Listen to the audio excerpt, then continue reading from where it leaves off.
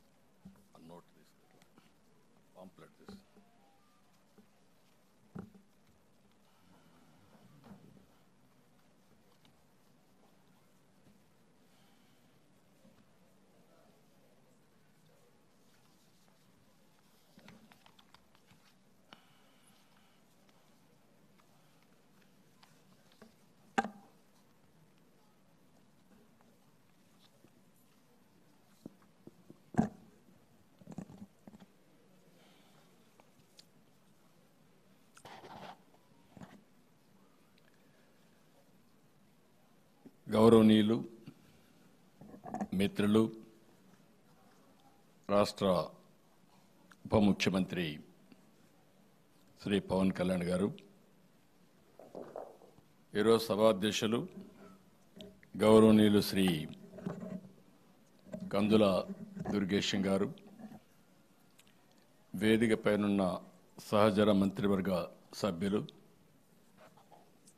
గౌరవ పార్లమెంట్ సభ్యులు, గౌరవ శాసన మండలి సభ్యులు, ఈరోజు వివిధ రంగాలకు సంబంధించి అవార్డు గ్రహీతలున్నారు. అలాంటి అవార్డు గ్రహీతలందరికీ అదే మాదిరిగా మనందరం మాతృభాషను కాపాడుకోవాలి, తెలుగు భాషను కాపాడుకోవాలని చేసే ప్రయత్నంలో మళ్ళీ ఒకసారి పునరంకితం కావడానికి ఈ కార్యక్రమానికి ఇచ్చేసిన మిమ్మల్ని అందరినీ పేరు పేరున మనస్ఫూర్తిగా స్వాగతం పలుకుతూ, ఈరోజు మనందరం కూడా ఒక మహనీయుడు, ఆయన జన్మదినం, అది కూడా 161వ జయంతి జరుపుకుంటున్నాం.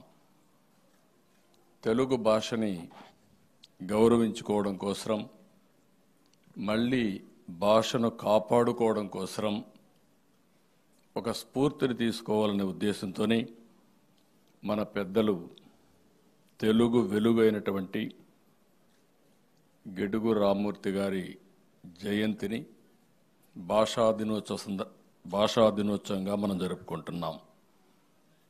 ఇప్పుడే మిత్రులు చాలామంది మాట్లాడారు. ఈరోజు మనందరం గుర్తుపెట్టుకోవాల్సింది, భాష లేకపోతే మన మనుగడే ఉండదు. తెలుగు జాతికి ఉనికి, మన యొక్క నాగరికత కానీ సంస్కృతి సాంప్రదాయాలకు మూలం మన భాష. ఈరోజు మనందరం గర్వంగా ఉన్నాం. దానికి కారణం మనం తెలుగు మాట్లాడుతున్నాం కాబట్టి. అలాంటి భాష కోసం జీవితాంతరం పోరాడి నిలబెట్టిన వ్యక్తి గిడుగు రామ్మూర్తి పంతులు గారు. ఆయనకి మనం అందరం కూడా ఘనమైన నివాళులర్పించి తద్వారా జాతిలో స్ఫూర్తిని నింపే బాధ్యత మనం తీసుకోవాల్సిన అవసరం ఉంది. ఇప్పుడే ఉప ముఖ్యమంత్రి గారు మాట్లాడినప్పుడు ఆయన చేసిన త్యాగాలన్నీ చెప్పారు. ఎప్పుడు కూడా త్యాగాలు చేస్తేనే జాతి గుర్తుపెట్టుకుంటుంది, మనం చేసే పనికి కూడా ఫలితం వస్తుంది. అలాంటి మహనీయుడు గిడుగు రామ్మూర్తి గారు. అయితే మన భాషకు ఒక మంచి చరిత్ర కూడా ఉంది. దేశంలో 4వ భాష ఈరోజు తెలుగు భాష. 10 కోట్ల మంది మాట్లాడే భాష తెలుగు భాష కావడం మనందరికీ గర్వకారణం. హిందీ, బెంగాలీ, మరాఠీ తర్వాత ఎక్కువ మంది మాట్లాడే భాష తెలుగు భాష. ఇది ఒక విధంగా చెప్పాలంటే మన అదృష్టం కూడా. అమెరికా లాంటి దేశంలో తెలుగు 11వ భాష అంటే అది తెలుగువారి సత్తా కూడా. చాలామంది అనుకుంటారు ఇంగ్లీష్ వస్తేనే మనకు ఉద్యోగాలు వస్తాయి, డబ్బులు వస్తాయని. ఇటీవల కాలంలో ఈ పిచ్చ ఎక్కువ పెరిగింది కూడా. ఆ పిచ్చకు కూడా కారణం మనం గుర్తుపెట్టుకోవాల్సింది, ఒక్కొక్కసారి మోసాలు చేయడం కూడా. దీంట్లో అందరం కూడా ఎలిమెంటరీ స్కూల్లో చదువుకున్నాం, పాత పాఠశాలలో చదువుకున్నాం.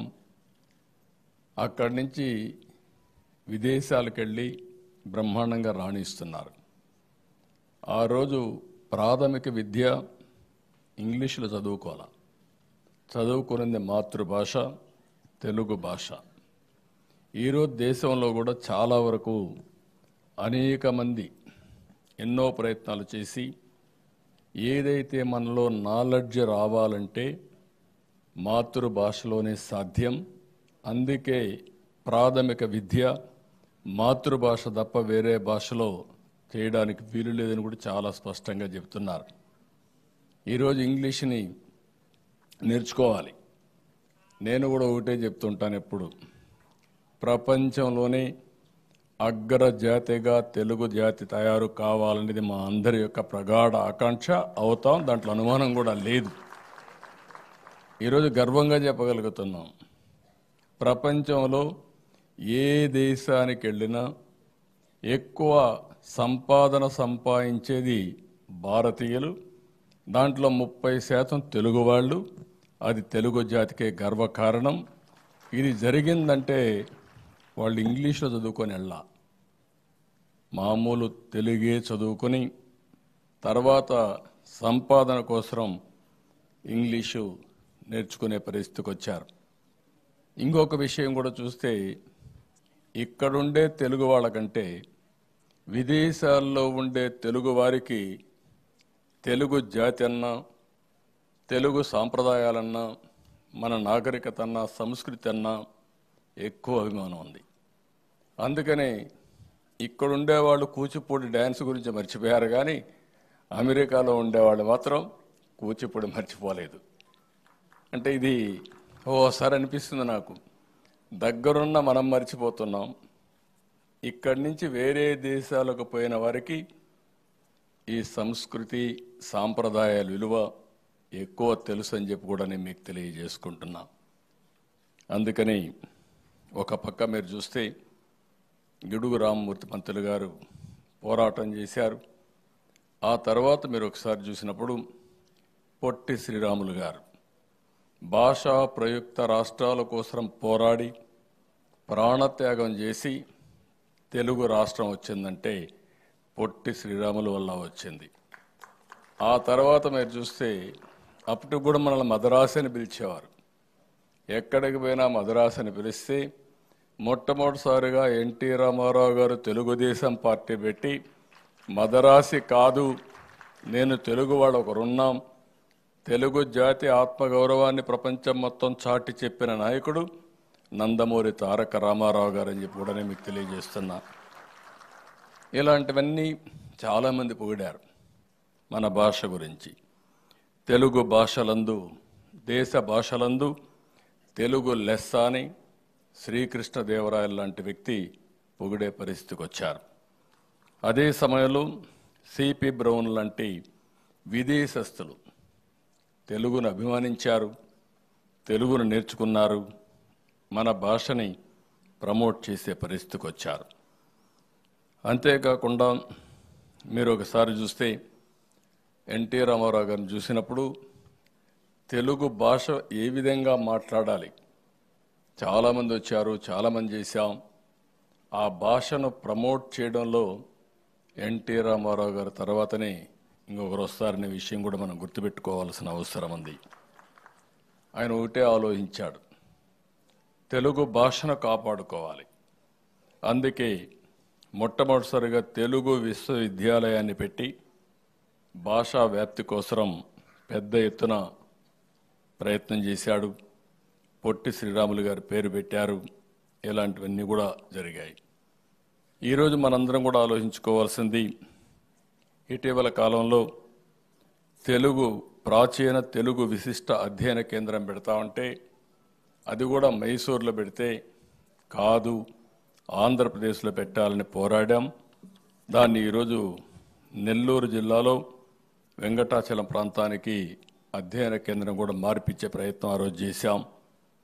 అంతేకాకుండా 2016లో సెప్టెంబర్ 14న తెలుగుదేశం ప్రభుత్వం ఆ రోజు ప్రత్యేకమైన కమిటీ కూడా వేసి భాషను ఏ విధంగా అభివృద్ధి చేయాలో మనం ఆలోచించుకొని కొన్ని కార్యక్రమాలు చేశాం. అయితే దురదృష్టం, ఇటీవల కాలంలో 5 సంవత్సరాలు ఒక ప్రభుత్వం వచ్చింది. ఏ ప్రభుత్వం అని చెప్పను. ఆ ప్రభుత్వం వస్తానే మాకే ఆశ్చర్యం వేస్తుంది. కొత్తగా వాళ్ళకే ఇంగ్లీషు తెలిసినట్టు, మనకెవరికీ తెలియనట్టు, కాబట్టి ఇంగ్లీష్ నేర్చుకుంటేనే జీవితం ఉన్నట్టు మాట్లాడే పరిస్థితికి వస్తే నాకు చాలా ఆశ్చర్యం వేసింది. ఎవరైనా మాట్లాడితే విరుచుకుపడిపోయే పరిస్థితికి వచ్చారు. ఈరోజు మీరు ఒక్క విషయం గుర్తుపెట్టుకోవాలి, అమెరికాలో భారతీయుల యొక్క తలసరి ఆదాయం $1,19,000. అది కూడా 18వ సంవత్సరం. అదే అమెరికాలో ఉండే ఇంగ్లీష్ మాట్లాడే తెల్ల అమెరికన్స్ ఆదాయం మీరు చూస్తే, వైట్ అమెరికన్స్ ఆదాయం చూస్తే $65,000. భాషే తెలివిని ఇస్తుందంటే, భాషే ఆదాయాన్ని ఇస్తుందంటే, ఎవరికి ఆదాయం రావాలంటే అమెరికన్స్కి రావాలి కానీ ఇండియన్స్కి కాదు. కానీ భాష అనేది కమ్యూనికేషన్ మాత్రమే. నాలెడ్జ్ అనేది మాతృభాషలో అధ్యయనం చేసినప్పుడే ఆ నాలెడ్జ్ వస్తుంది.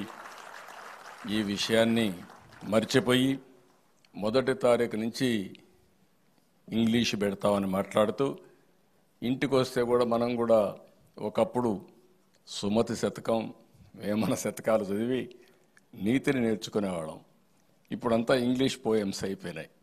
అది కూడా ఒకసారి బాధేస్తుంది. ఏది ఏమైనా మన భాషను కాపాడుకోవాలని ఎంతోమంది ప్రయత్నం చేస్తున్నారు. నేను, పవన్ కళ్యాణ్ గారు, ఇక్కడే నాయకులందరూ హామీ ఇస్తున్నాం, భాషను కాపాడతాం, దీంట్లో అనుమానమే అక్కర్లేదు. అదే సమయంలో జీతం కోసం ఇంగ్లీష్ నేర్పిస్తాం, జీవితం కోసం తెలుగుని ముందుకు తీసుకెళ్తాం. దీంట్లో కూడా ఎవ్వరికి అనుమానం అవసరం లేదు. ఇది చేస్తాం. ఈరోజు మీరు చూస్తే తెలుగులో మాట్లాడే మనం ఇన్ఫర్మేషన్ టెక్నాలజీలో, ఆర్టిఫిషియల్ ఇంటెలిజెన్స్లో ముందున్నామంటే అది తెలుగువాడి మేధోశక్తికి తార్కాణం అని చెప్పి కూడా నేను మీకు తెలియజేస్తున్నా. అందుకని ఈరోజు మనందరం కూడా ఒక సంకల్పం చేసి ముందుకు పోవాల్సిన అవసరం ఉంది. అదే సంకల్పం 2047కి స్వర్ణ ఆంధ్రప్రదేశ్ విజన్ డాక్యుమెంట్ తయారు చేస్తున్నాం. ఈ రోజు ఉండే ఆదాయానికి ఆ రోజు ఉండే ఆదాయానికి చాలా వ్యత్యాసం వస్తుంది. నేను ప్రగాఢంగా నమ్ముతాను. ప్రపంచంలో ఎవరికంటే కూడా తెలుగువారు ముందు భారతీయులు తక్కువ కాదు. 2047 ఆ సంవత్సరం మీరు చూస్తే 100 సంవత్సరాల స్వాతంత్ర దినం వచ్చిన సందర్భం. ఆ సందర్భంలో భారతదేశం ప్రపంచంలో ఒక అగ్రదేశంగా 1గా 2గా ఉంటుంది. అందులో భారతదేశంలో ఆంధ్రప్రదేశ్ రాష్ట్రం నెంబర్ 1 రాష్ట్రంగా తయారు చేయాలనే ధ్యేయంతో, దృఢ సంకల్పంతో మనం ముందుకు పోవాల్సిన అవసరం ఉంది. ఇది నాలెడ్జ్ ఎకానమీలో ఇవన్నీ సాధ్యమని చెప్పి కూడా నేను మీకు తెలియజేస్తున్నా. అందుకని పేదరిక నిర్మూలన, ఆర్థిక అసమానత తగ్గించడం, ఇవన్నీ మనం చేసుకోవాల్సిన అవసరం ఉంది. అదే సమయంలో నేను తెలుగువాడిని, నాది ఆంధ్రప్రదేశ్ అని గర్వంగా చెప్పే రోజు వస్తుంది. అందుకే అమరావతి మా రాజధానిని చెప్పాలనే ఉద్దేశంతోనే ప్రపంచం గర్వపడే విధంగా, రాబోయే తరాలకు కూడా ఆదర్శంగా ఉండే విధంగా మన రాజధాని కూడా వస్తుందని చెప్పి మీ అందరికీ నేను తెలియజేస్తున్నా. ఇప్పుడే ఉప ముఖ్యమంత్రి గారు 1-2 విషయాలు చెప్పారు. ఒకటి, ఏదైతే జీవో నెంబర్ 77, ఈ జీవో నెంబర్ ప్రకారం చాలామంది తెలుగు పండితులకి అన్యాయం జరుగుతుందని చెప్పి వారు చెప్పారు. వారి దృష్టికి వచ్చింది. ఇక్కడ చూస్తే లాంగ్వేజ్ పండిట్స్ ఎవరైతే ఉన్నారో వారందరికీ ఈ జీవో వల్ల స్కూల్ అసిస్టెంట్స్ ప్రమోషన్లో కొన్ని ఇబ్బందులు వస్తాయని చెప్పారు. తప్పకుండా అధ్యయనం చేస్తాం. ఎలాంటి ఇబ్బందులు లేకుండా చేసే బాధ్యత ఈ ప్రభుత్వం తీసుకుంటుందని చెప్పి కూడా నేను మీకు తెలియజేస్తున్నా. అదే మాదిరిగా సూర్యరాయాంధ్ర నిఘంటువు 7 వాల్యూమ్స్ రాశారు. అది మళ్ళీ రీప్రింట్ చేయాలి. వారి దృష్టికి వచ్చింది చెప్పారు. తప్పకుండా దీన్ని చేపడతాం. పూర్తిగా న్యాయం చేసే బాధ్యత తీసుకుంటామని చెప్పి కూడా నేను మీ అందరికీ హామీ ఇస్తున్నాను. ఇదే కాకుండా ఇంకొక పక్కన మీరు చూస్తే 5 సంవత్సరాలు గడిచిన ప్రభుత్వం కళాకారులకు కూడా పని చేయించుకొని డబ్బులు ఇవ్వలేదు. ఏవైతే మంచి ఫంక్షన్స్ పెడితే ఇప్పుడు కూడా కళాకారులు వస్తే వారికి కావలసిన ఆన్రోరం ఇవ్వకుండా ఇబ్బందులు పెట్టారు. అవన్నీ ఎస్టిమేట్ చేస్తాం. తొందరలోనే అవన్నీ క్లియర్ చేస్తాం. ఇంకొక పక్కన Indian council of cultural relations ICCR ఏవైతే మన ఆర్టిస్టులు వేరే ప్రాంతాలకు పోవడానికి, వేరే దేశాలకు పోవడానికి, మన యొక్క కళల్ని అక్కడ ప్రదర్శించడానికి, వాళ్ళు ఇక్కడికి రావడానికి ఈ కేంద్రం పనిచేస్తుంది. అందుకే ఆంధ్రప్రదేశ్లో కూడా ఒక MOU చేసి మన కళాకారుల్ని ప్రపంచం మొత్తం పంపించే విధంగా, ప్రపంచంలో ఉండే కళాకారులు ఇక్కడికి వచ్చే విధంగా అధ్యయనం చేయడం కోసం ఒక MOU చేసుకుంటా, అవగాహన చేసుకుంటాం. దీన్ని కూడా ప్రోత్సహిస్తామని చెప్పి కూడా నేను మీకు తెలియజేస్తున్నా. ఇంకొక పక్కన ఎవరైతే నేషనల్ స్కూల్ ఆఫ్ డ్రామా వాళ్ళు ఒక సెంటర్ పెట్టడానికి ముందుకు వస్తున్నారు, వాళ్ళతో కూడా మాట్లాడతాం. ఆ కేంద్రాన్ని మన రాష్ట్రంలో పెట్టి దీన్ని కూడా అభివృద్ధి చేయడం కోసం ముందుకెళ్తాం. అదే మరి సంగీత నాటక అకాడమీ, దీనికి కూడా ప్రాధాన్యత ఇస్తాం. ఇది ఒక బ్రాంచ్ పెడతాం. దీన్ని కూడా ముందుకు తీసుకెళ్తాం. అదే మాదిరిగా కూచిపూడి, దీన్ని కూడా మన రాష్ట్రంలోనే కాకుండా ఇది దేశం అంతా కూడా ఫాలో అవుతున్నారు, విదేశాల్లో ఫాలో అవుతున్నారు. మళ్ళీ మన సాంప్రదాయాల్ని ఏ విధంగా ప్రమోట్ చేయాలని ప్రమోట్ చేయడం కోసం కూచిపూడి డ్యాన్స్కి కూడా ప్రాధాన్యత ఇస్తాం. ఇది మన నాగరికత తెలియజేస్తుంది. ఇది మన తెలుగు జాతి యొక్క వారసత్వ సంపద. ఆ సంపదను కాపాడుకుంటూ ముందుకు పోతామని చెప్పి తెలియజేసుకుంటూ, ఈరోజు ఎవరికైతే సన్మానాలు చేస్తున్నామో వారందరినీ మనస్ఫూర్తిగా అభినందిస్తున్నా, వారికి శుభాకాంక్షలు తెలియజేస్తున్నా. ఈరోజు NDA ప్రభుత్వం ఆంధ్రప్రదేశ్లో రాష్ట్రాన్ని పునర్నిర్మాణం చేయనివే కాకుండా తెలుగు జాతికి పూర్వ వైభవం తీసుకొచ్చే విధంగా, తెలుగు జాతిని ముందుకు నడిపించే విధంగా తెలుగు భాషను కాపాడుకుంటామని చెప్పి మరొక్కసారి తెలియజేసుకుంటూ, ఎవరైతే భాష మీద అభిమానం ఉండే ప్రతి ఒక్క వ్యక్తి, మనకు వేరే ఆల్టర్నేటివ్ లేదు. ఈరోజు ఒక్కసారి భాషను మరిచిపోతే జాతి కనుమరుగైపోతుంది. ఈ విషయం మీరు గుర్తుపెట్టుకోవాలి. ఈరోజు మనం అందరం అమెరికాకు పోతున్నాం. అమెరికాకు పోయినప్పుడు అందరం ఇంగ్లీష్లో మాట్లాడితే మీరు ఎక్కడి నుంచి వచ్చారో ఏ విధంగా గుర్తుపడతారని అడుగుతున్నా. అలాంటి సమయంలో మీరు తెలుగు మాట్లాడితేనే ఇమ్మీడియట్గా ఈయన ఆంధ్రప్రదేశ్ నుంచి వచ్చాడు, ఇతను తెలుగువాడు కాబట్టి నావాడు అనే అభిమానం వస్తుంది. అదే భాష మనకు గుర్తింపిచ్చేది.